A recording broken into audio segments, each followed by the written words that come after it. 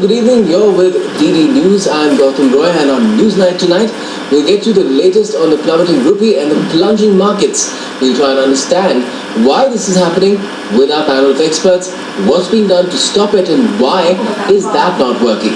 And we'll also examine why a person fighting for rational thinking and banning of superstitious preying on gullible people has been made a victim himself, paying with his life. But first, as always, our headlines. There seems to be no stopping the rupee's freefall despite the government's efforts. The rupee is now 64.54 against the dollar. Markets also take a beating. Davolkar's murder accomplishes what his lifelong crusade couldn't. The Maharashtra cabinet decides to promulgate the country's first anti-superstition ordinance. Hunters on for anti-superstition activist Narendra Davolkar's killers. The Pune police issues a suspect's sketch. The city shuts down to demand speedy justice. The food security bill may come up for discussion in Parliament tomorrow. The government may accept some of the opposition's amendments. War of words peaks over the BHP's 84 Kosi Yatra. The organisation sticks to its plans despite the UP government refusing permission on grounds of maintaining law and order. Asaram Bapu is in a fix. A minor files an FIR against him in Delhi alleging rape. The government supporters say it's a conspiracy. Non-bailable warrants issued against 4 of Dawood Ibrahim's associates in the IPL spot fixing case. 4 untraceable bookies face similar heat.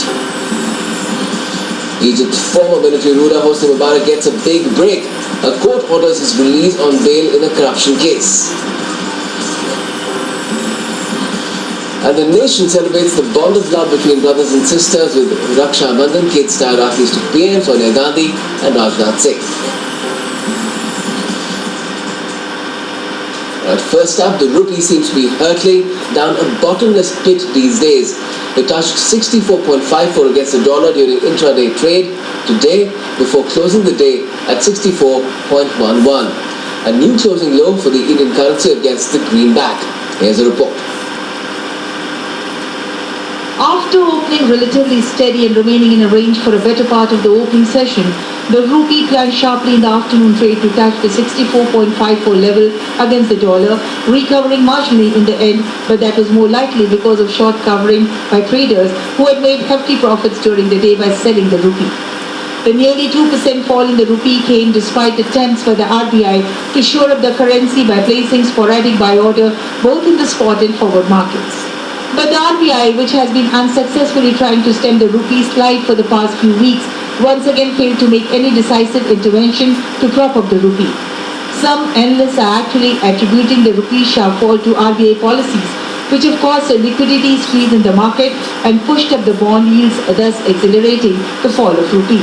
While most emerging market currencies are witnessing a downturn this year, the sell-off in the Indian rupee has been amongst the steepest. The reason is the combination of spiraling inflation and 5% plus current account deficit, which is spooking the markets. The rupee is the worst performer in Asia since late May, when the US Federal Reserve first signaled that it may begin tapering its monetary stimulus this year. And as the rupee weakens against the dollar, get ready to pay more for imported items like electronics, goods, foreign education, foreign travel, and of course higher inflation as import costs of petroleum products will also go up. The only sector which is likely to benefit from the depreciation of currency will be exports, especially the IT industry. With the rupee capitulating these last few days, the question is, which is worrying policymakers as well as ordinary people alike, is how and when will this trend be reversed? Bureau Report, DD News. And the markets too have been taking a major beating along with the rupee. The benchmark S&P BSE Sensex crashed another 340 points today after an initial rally at the lowest closing level in more than 11 months. The 30-share Sensex opened at 18,545.44 and rallied more than 300 points from Tuesday's close to a high of 18,567.7 before declining to a low of 17,807.19. And it closed eventually at 17,905.91, which is a loss of 1.86%, the lowest level since September 11, 2012. The 50-share Nifty managed to end at just above the 5,300 mark after falling 99 points. Tech and drug company shares really led the losses. And to understand what's really happening with the rupee and then the resulting effect on the markets as well, we've got Shishir Sarah here. He's a senior assistant editor with the Hindu Business Line, and we've also got Rakesh Mohan Joshi. He's a professor and chairperson IIFT. Gentlemen, thank you very much for joining us here on Newsnight tonight. Professor Joshi, what's really happening here with the rupee? Because we've seen the government make some efforts to really control this free fall. Really, we've seen the RBI taking steps, but nothing seems to be really holding the rupee back.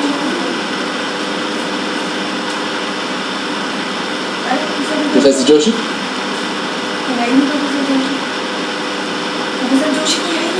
Professor Rakesh Mohan Joshi, if I could ask you.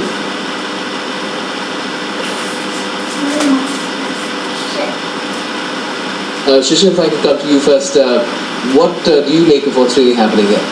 See, the big news which is expected to come this meeting is minutes of the Federal Reserve meeting, and that will give the timing of tapering of quantitative easing.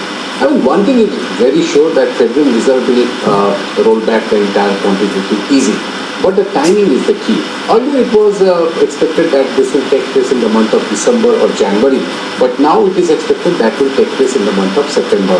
So this 2-month timing is very critical, and that is why the market is seeing some kind of nervousness. It is very, very tense, and they are expecting that if it comes before the December, then it will have a very, very bad impact on the market. And if you see the entire emerging market, not just about the Indian market, but the entire emerging market, everywhere there is a downfall, especially if you talk about Brazil, if you talk about Chile, if you talk about some South Asian country, and if you talk about China. And the other thing is that if there is a apprehension of more and more dollar going out, then the rupee will be impacted, and that is what happening in the market. Dr. Ram Upendra Das, senior fellow with, of course, RIS. Thank you for joining us here in the studio as well. I'm sorry for the incorrect introduction at the beginning, but could you tell us what is really happening here? Because initially we thought it was because of the US Federal Reserve changing its policy, withdrawing stimulus, the announcement really that it might withdraw that soon, but then it seems that there are other factors, domestic factors, like the current account deficit, that is perhaps more into play here. No, you are right. It is definitely a combination of both the internal and external factors. But today's, tumbling of rupee is primarily because of the expectations that have got created about the US Fed trying to, withdraw its monetary stimulus to its economy. Second is that the yields on the US bonds, around 3%, that is also caused dollars to fly away from various emerging markets. And therefore, it is not just an Indian phenomenon, but a phenomenon spread over South Africa, Indonesia, Brazil, Mexico, and so on. Yes, so, in our case, it's been very severe. Yes, it's been very severe because, we had much more of dollar inflow as compared to these economies. So obviously, the exodus also would be felt more to the Indian economy. But what I want to say about RBI measure is, there is a concept called impossible trinity. Mm-hmm. The three objectives: one, maintaining a fixed exchange rate, right. Maintaining a steady flow of capital into your economy, and also having an autonomous monetary policy, whereby you have your own command over your interest rate fixing. Mm-hmm. These three objectives conceptually cannot be achieved simultaneously, and that is why this phenomenon has come to be known as trilemma, and it's called impossible trinity. So RBI's measures, to achieve all these three, to have a steady inflow of foreign exchange, mm-hmm. especially dollars, mm-hmm. also having strong exchange rate in favor of rupee, as well as its independence over fixing its interest rates. It's empirically and theoretically it's demonstrated all over the world that only two of the three objectives can be achieved simultaneously. Therefore, the point that you mentioned about current account deficit, I think that is what needs to be handled.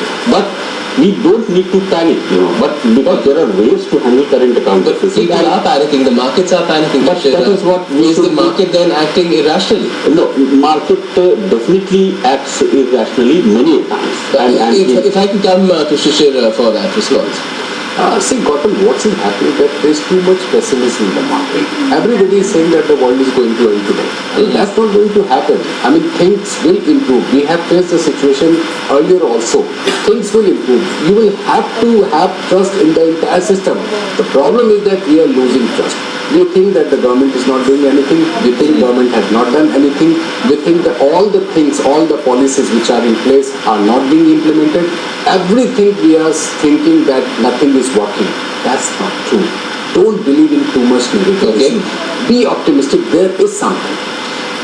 But Dr. Das, there is a sense of panic in the general public as well, in the people, because they know that India is hugely import dependent, and it's oil that we import a huge amount. Purchase of gold, there's been attempts to restrict that, but that too is another factor. And when oil goes up, you get hikes in diesel and petrol prices, which will really hurt all budgets. Very correct. But let me just outline a few facts which would possibly tell us that the situation is not as bad as the markets are responding to. Number one, what are market fundamentals? Market fundamentals through which investors and other economic entities decide their behavior impinge upon GDP growth. GDP growth has slowed down by Indian standards, but it is still growing. Okay. And it is the second largest in the world. Savings to GDP ratio, investment to GDP ratio, they are more than 32 to 35%, which is quite healthy. Inflation, if you just see wholesale price index, it is hovering around 5.8%. So market fundamentals, barring current account deficit, which has definitely created. And you can also add that the export figure in last 2 months. It has improved. It has improved. On the other hand, one way is to improve your exports to improve current account deficit. Second is also to reduce your imports. Now there are certain fixed imports, as you rightly mentioned, in terms of oil and other imports that we cannot tamper with. What government is trying to do is to actually increase import duties on the imports of some of the non-essential items, and that is in the pipeline, and gold was one of the first on which government acted upon. So if you see the overall measures of RBI as well as Ministry of Finance, you would find that it should be read in total unison, or we should have an integrated approach to read all the. Plus, let's hope that people can take that sort of a balanced approach to what's really happening. Around 1 lakh crore rupees worth projects have also been cleared. The challenge is to implement them. So what I'm trying to say is that yes, not that the situation is not bad and one should not be worrisome. Yes, there's a Deutsche Bank report which says that the situation might correct itself with the rupee by the end of the year. Let's hope that happens. Thank you so much for joining us, Shishir and Dr. Das here in our studio.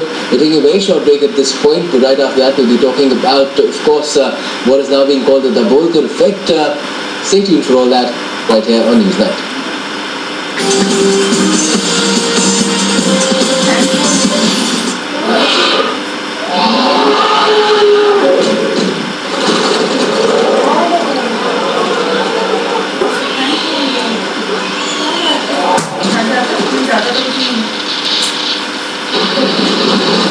दर्शन सस्ता नहीं सबसे अच्छा 4 5 6 पंजे 30 दिमाग तो हवाई जहाज है तेरा। नाना रॉकेट हाँ रॉकेट। राकेट जी कहाँ? अम्मा खेत में आई है। जा रख ले। मुन्नी बीमार जो होने वाली है। बीमार? खुले में शौच करेगी, उस पे मंडराएंगी मक्खियाँ, फिर वही मक्खियाँ तेरे बनाए खाने पर बैठ उसे दूषित करेंगी और मुन्नी को बीमार। घर में शौचालय बनवा और इस्तेमाल कर। जहाँ सोच वहाँ शौचालय।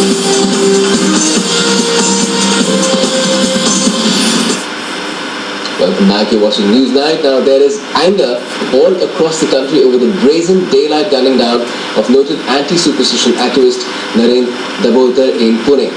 The city observed a ban today with people taking to the streets to demand his killers be caught. Dabolkar was shot dead by unknown attackers who came and got away on a motorbike when he was out for a morning walk yesterday. Anger on the streets of Pune. Protesters raising their